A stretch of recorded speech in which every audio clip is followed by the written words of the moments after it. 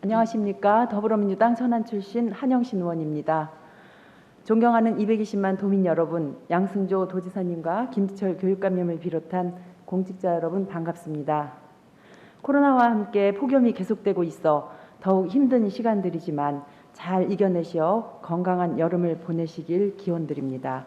또한 5분 발언의 소중한 기회를 주신 김명선 의장님과 선배 동료 의원님께 감사를 드립니다. 본 의원은 오늘 강력한 사이버 보안 대책 수립 시행의 긴급성에 대해 발언하고자 합니다. 코로나19로 비대면 활동이 늘어나며 스마트 웹 등 온라인 주문과 컴퓨터, 스마트폰 거래가 더욱 급증하고 있습니다. 이러한 시대적 변화에 따라 악성 해커들의 활동도 증가하고 있는 것으로 나타나고 있습니다. 과학기술정보통신부는 지난해 2020년 국내 램섬웨어 공격 신고 건수는 127건으로 2019년 39건에 비해 325% 증가했다고 발표했습니다. 최근 피해 사례만 보더라도 지난 5월 미국의 송유관 회사 클로니얼 파이프라인이 해커들의 램섬웨어 공격으로 시스템이 마비되어 가동이 전면 중단되고 막대한 금액을 지불하고 나서야 정상화했다는 뉴스가 있었습니다.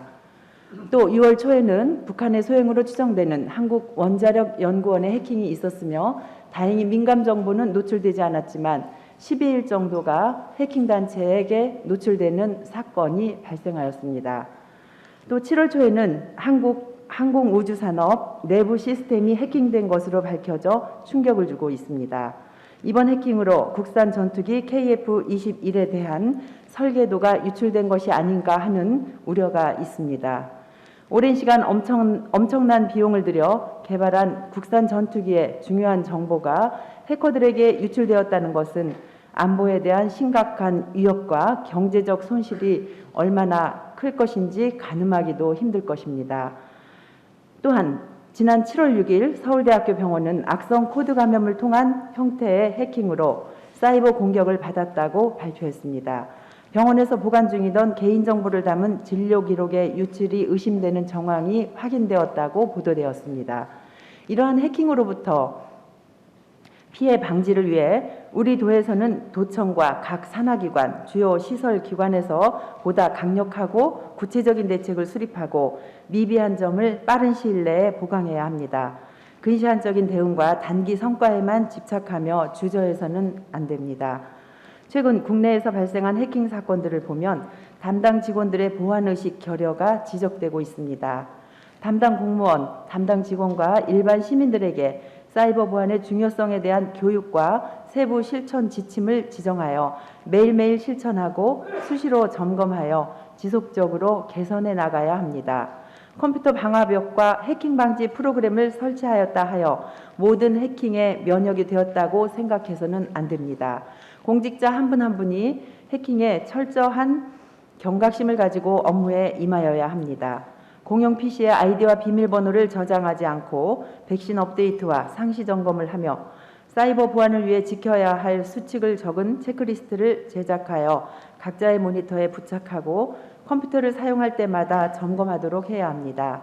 또한 모든 문서와 메일, 데이터 등에는 사이버 보안에 대한 경고문을 표시하도록 하고 사이버 해킹으로 인해 발생한 사고 사례를 공유하며 의식 개선을 위한 교육을 강화하는 등 각별한 노력이 필요합니다. 사이버 보안은 누가 대신하여 주는 것이 아닙니다. 컴퓨터나 스마트폰을 사용하는 사용자가 보안의식을 갖고 기본의 철저한 보안 수칙을 지킬 때 우리의 소중한 정보를 지킬 수 있습니다. 국가사회 기반 시설이나 첨단 산업 시설에 대한 해킹 공격은 그 피해 규모를 산정하기 어려울 정도로 경제적 손실을 감당해야 할 때가 있습니다. 국가와 지방자치단체, 방위산업체 등은 정보 탈취로 인해 국가 운영에 심대한 지장을 줄 수 있는 해킹으로부터 정보와 시스템 운영을 필히 지켜내야 합니다. 한순간의 방심과 부주의로 발생되는 해킹 공격으로부터 우리의 소중한 정보와 시스템을 지키기 위해 교육을 강화하고 예산과 인력을 충원해서 더 큰 피해를 사전에 방지할 수 있는 조치가 이루어지도록 촉구합니다. 끝까지 경청해 주셔서 고맙습니다.